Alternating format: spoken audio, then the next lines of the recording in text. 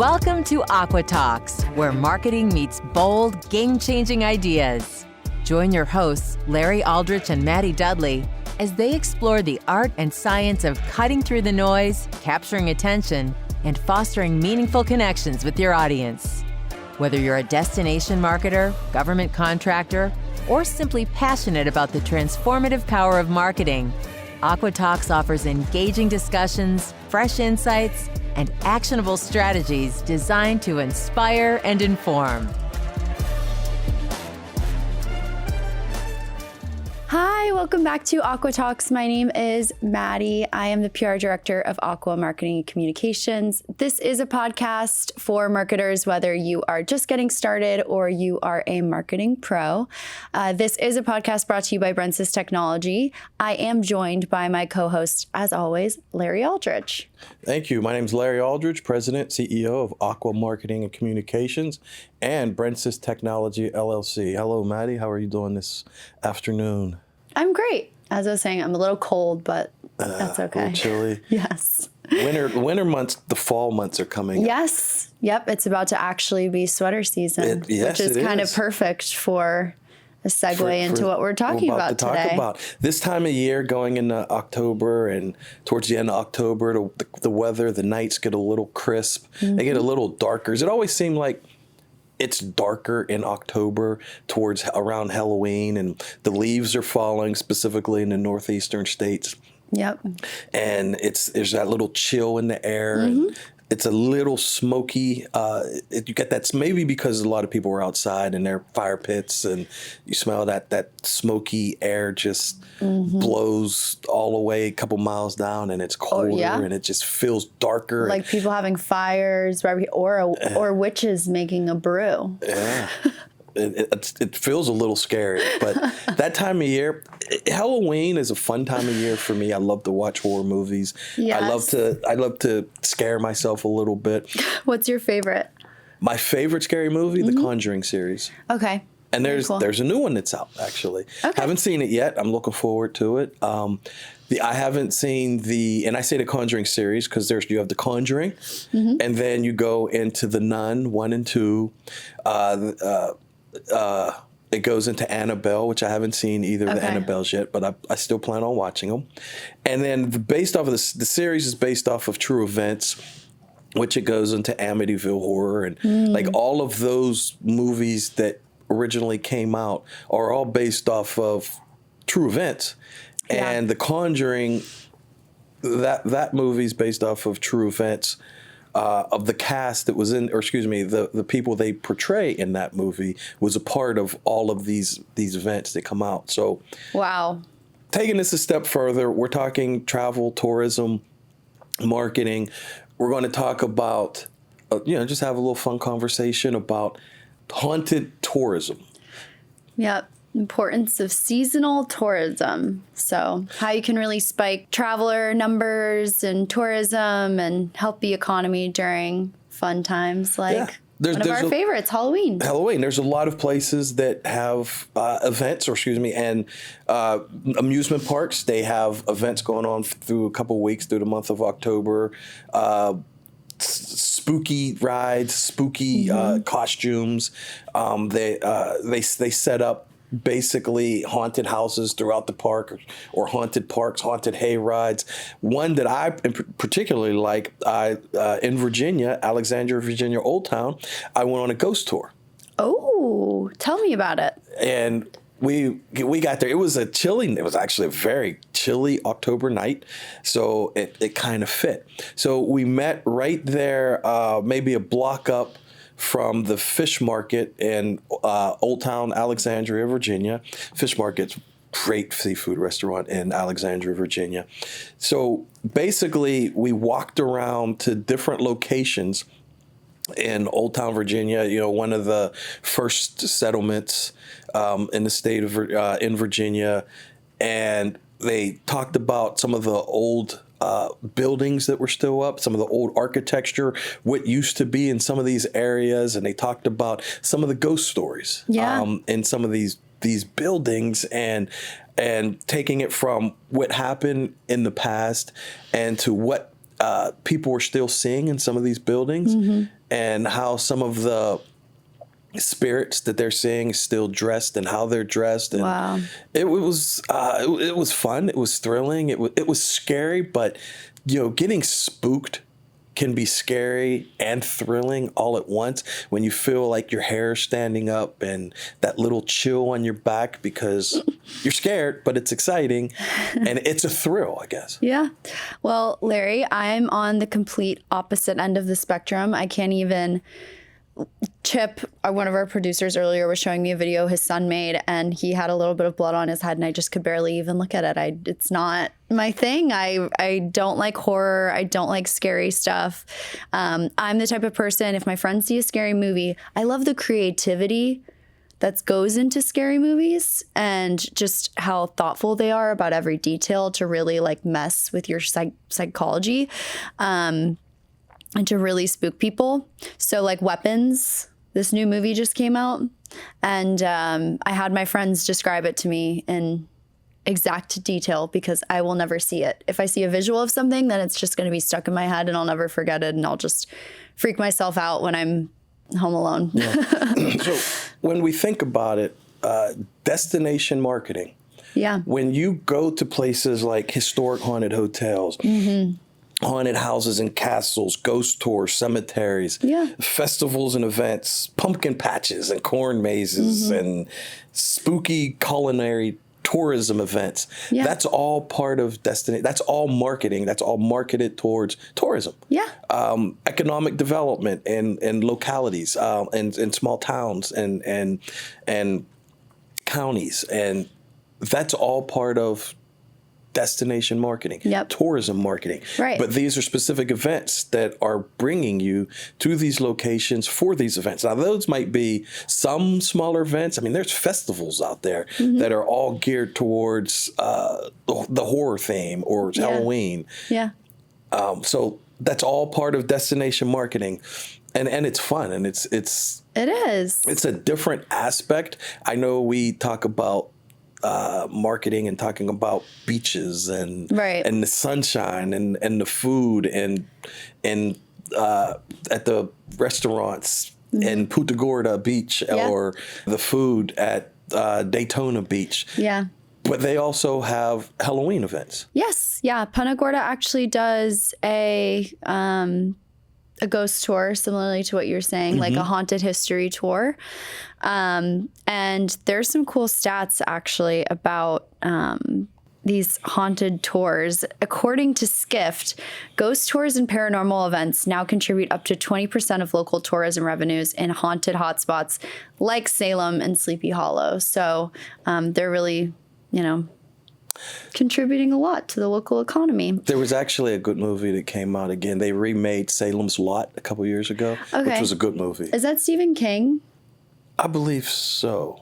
Okay. I'm not 100% sure. Don't quote me. Okay. I didn't write down those facts, but it was a good movie. It was based off of, I think it was based off a Stephen King book, right? Okay. And then I know there was a movie quite a few years ago.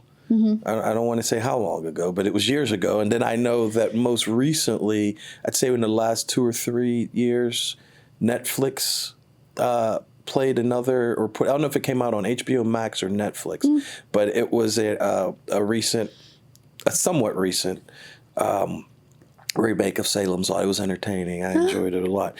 But thinking of Salem's Lot, according to Boston.com, Salem welcomed over 1,046,600 visitors during its month-long happening for Halloween and festivals, marking an 8.6% increase from the previous year. So on October 31st, 2024, the city saw 87,351 visitors, a 37% increase from Halloween 2023.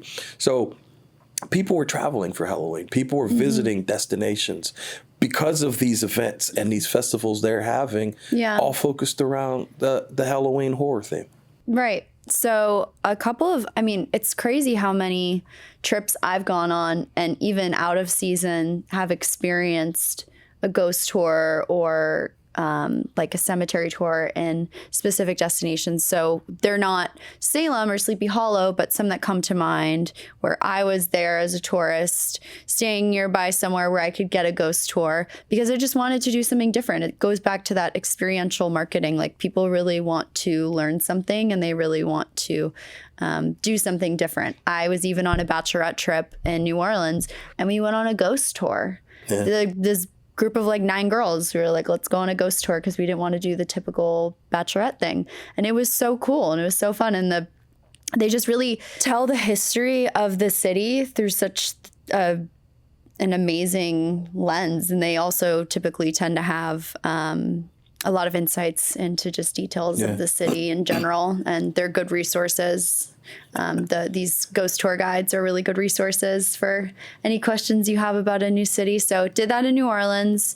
I actually went on a cemetery tour not a cemetery tour. It was technically like a Harry Potter tour of Edinburgh.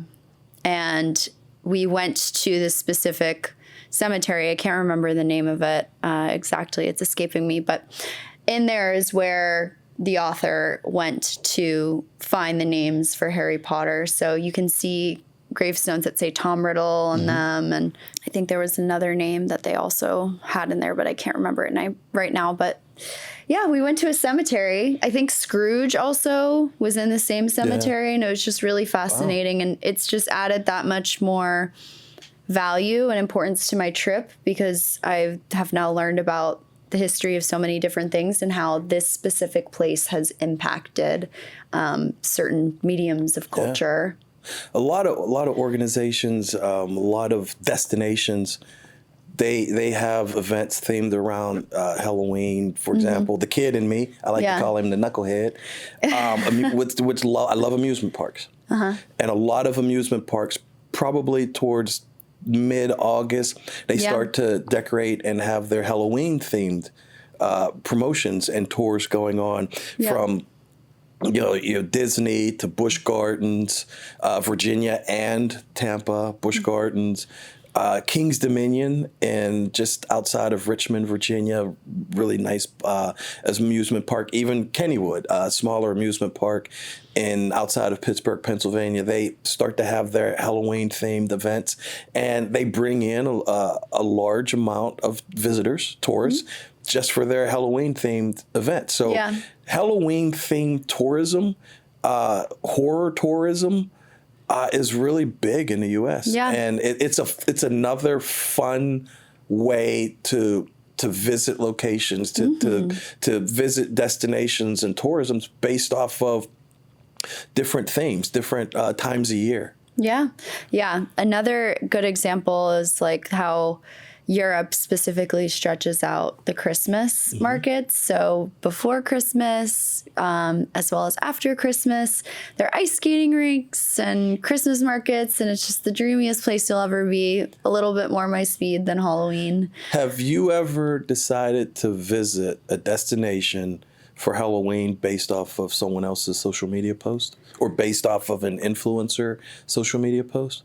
I haven't visited a specific destination for Halloween, but I have in the past done a lot of Halloween things, like I said, in destinations where they just happened to be, but it wasn't around the same season. And it was just, because I wanted to experience it and thought it was cool. One of the locations, a place that I really want to visit, I've always heard there's a lot of history, and this is on the same, when we're still talking social media. Yeah. Even before social media, years ago, there were books. Before social media, we used to read more books, in case you didn't know that. Was Charleston, South Carolina. Oh, okay. And Charleston, South Carolina, there's a history of... Basically, they used to say all of Charleston is haunted. Oh, wow. And I've never visited there yet. I haven't gotten there yet, but I definitely want to try some haunted tours through Charleston. And they just say, it's almost like you can feel someone walking next to you all the time in Charleston, South Carolina. That sent a shiver down my spine. I was just there, and I don't think I felt anyone near me, but I was with a big group of people, so maybe I just a lot of the those presence. old colonial towns have that history. And I lived in Virginia for 15 years, and a lot of that area from the Civil War, a lot of the battlegrounds were there. Oh yeah. So there's a lot of history there. There's a lot of still open plains that you can just go visit, and they were historic battlegrounds. Mm-hmm. Wow. And there's still some old buildings that are standing there from the Civil War that you can visit and that you can tour. There's a lot of history in a lot of places around the country, from north to west to south to east. North to south to east to west. Mm-hmm. Can get that confused sometimes, especially when you're trying to picture it. That there's a lot of history. There's a lot of haunted history. There's a lot of spooky history. Mm-hmm. What do you think our draw is to that? Like sometimes, like I said, I'm not into horror movies, but I sometimes like a true crime episode or like a TV show is what I'll watch. And you said something earlier about how it spooks you, but you also like it makes you alert. What do you think the draw is? It's the story. Yeah. A lot of times we talk about the story, and hearing that story makes it, you want to hear more. And then you start to get scared. Like, since we've been little kids and Cub Scouts and Boy Scouts or camping or being outside around the fire, it always, in the movies, it always goes back to telling scary stories. The one movie that came out years ago that was popular, in the beginning, was the Blair Witch Project. Oh, yeah. It was interesting when it was first coming out because they told a story. Then the way that they used the cameras to capture the movie made it even scarier. I thought that was, when they first did it was brilliant. Yeah. But it was like telling a scary story while using your cell phone camera. Yeah. Which is a good lesson for marketers like us because it's important how you deliver your message, right? Yes. Like if you want to invoke some sort of spooky feeling in people, maybe that's the way to do it, is recording and being like the lighting that, our creative team is way better at it than I am, but it's really important to tailor your message specifically to try to get the desired result. Yes. Essentially, is what I'm gathering from that. So it's that time of year. Get out. You want to do some travel. Look for some haunted hayride, some haunted tour locations somewhere in some of these destinations. There's a lot to choose from. It's fun. It's exciting. It's scary. Yeah. You're probably not going to sleep at night without the lights for a couple weeks, but it's worth it. Not for the haunted houses that I go to. I'm probably more of a like Mickey's not so scary Halloween kind of girl. Yeah. There's a lot of restaurants. Yes. In old buildings that have a history, in hotels that have a haunted history behind them. Yes, there are. I went to the Stanley Hotel in, I believe it's Colorado Springs, a couple of years ago. Went on an entire trip just to go see that hotel because I love The Shining. And I guess that's where he wrote the book. Yeah. Or he stayed and was inspired to write the book. So went out of my way a couple of hours just to go see that hotel, and people stay there maybe to try to be inspired to write their own version of it. All right, last but not least, there's a lot of locations that say it's a destination. I know there's a lot of them out there, so I'm not going to pick one out of the whole lot of them that are out there. But a lot of locations will invite you to come and spend the night in this house or this hotel that's supposed to be haunted, and see if you can spend the whole night there. Would you do that? What do you think? I think you would. Absolutely not. Am I wrong? No, probably not for... Now, if I'm getting paid, that's the other thing, is that if I'm paying to do this, I've never in a million years, if I was being paid maybe like $100,000. So if I gave you $1 million to stay in a haunted prison for a night, oh my God. would you do it? Yeah. You would? $1 million, yeah. Okay. I'll do it right now. I wouldn't. What? Because Really? I watched all these. See, you don't watch scary movies. You see what happens? There's a lot of ignorance movies. is bliss, Larry. There's a lot of movies where they say, we will give you money to stay here overnight. Or you tricked me. There was a couple of them. It was an old.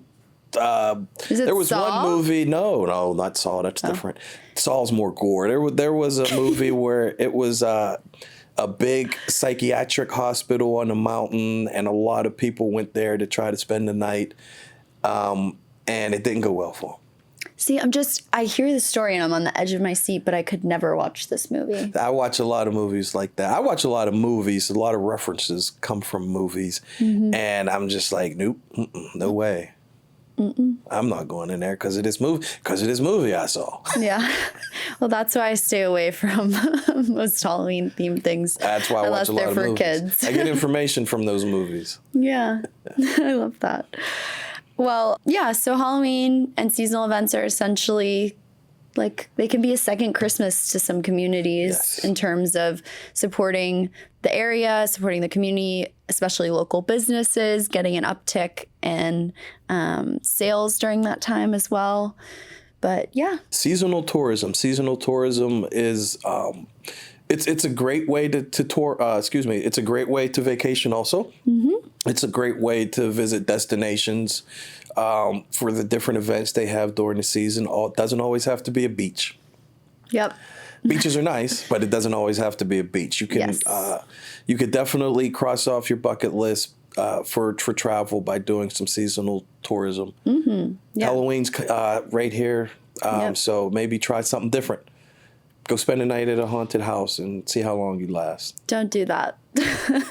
I'm not going, but Maddie said she'd do it with For $1 million, yes. Show me the money and I will be there. Well, thank you for joining us. Again, I'm Maddie and I'm with Larry. This is Aqua Talks. Please visit aquatalks.com if you're interested in learning more about seasonal tourism or about us, your hosts. More episodes coming out soon. Follow us on YouTube and Instagram and Facebook and all of those things. Thank you. Thank you. You've been listening to Aqua Talks, where marketing innovation takes center stage with bold ideas and actionable insights. Ready to take your strategies to the next level? Visit aquatalks.com to book your free consultation and explore resources that empower you to thrive in today's fast-paced marketing world. Until next time, stay bold, stay inspired, stay imaginative.